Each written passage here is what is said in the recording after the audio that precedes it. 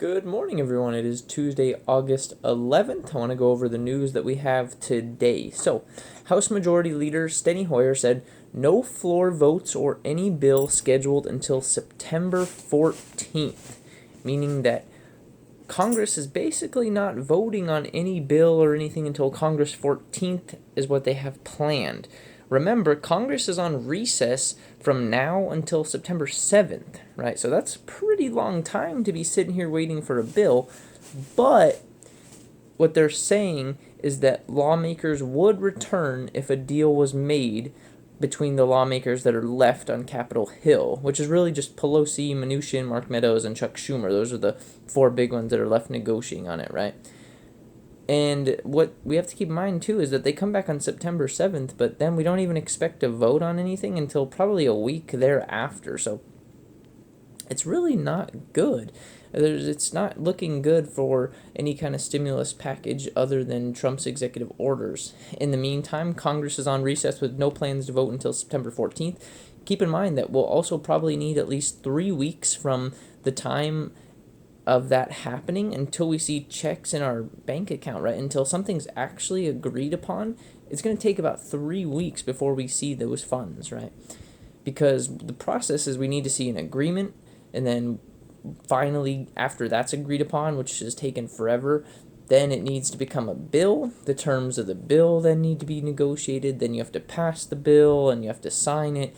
And the whole thing just takes a while, right? So this is not a quick process by any means. So this is going to take a good minute. Meanwhile, most of Congress is back in their hometowns campaigning and worrying about re-election, right? They're not worried about what's going on with the people who are suffering. So the things that the lawmakers are still negotiating on and that they have just not been able to come to some sort of compromise or an agreement on is the unemployment, housing assistance, funding for testing, tracing, and treatment, and funding for state and local governments. Those are the big ones that they're still just not able to agree upon at the moment.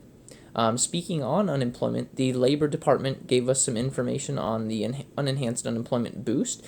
They said that individuals will not need to reapply for benefits in order to satisfy their self-certification requirement for the new boost. Instead, the Labor Department will work with states to incorporate the FEMA requirements into the already existing certification process.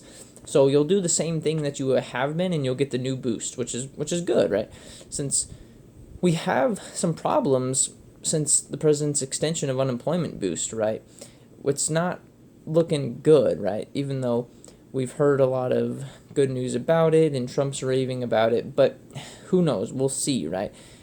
On the other side, what we do know is that under the normal insurance unemployment pathways, which is how the first boost was done, this one is going through the emergency pathways, which is basically created by the Stafford Act and something called the EAA, which basically allows FEMA to have more power to help the people, right? So it's going through a different process than the first unemployment boost went through.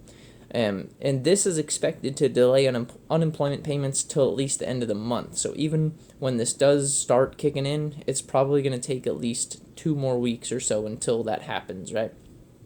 Yesterday, during Trump's press conference, he said that he'd consider waiving the 25% that the state has to pay in the unemployment boost, since the government covers 75% and the state is required to pay the other 25% of the $400 or up to whatever the state wants to do.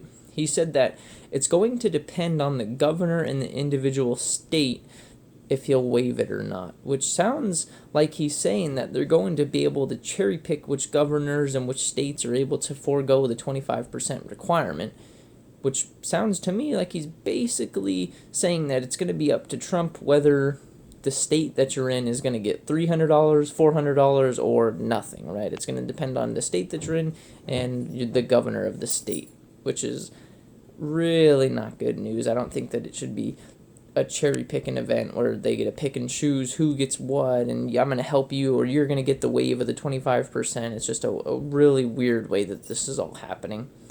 Treasury Secretary Mnuchin believes that the unemployment benefits will be available in about 2 weeks, so we have a little while before we see exactly how all this pans out.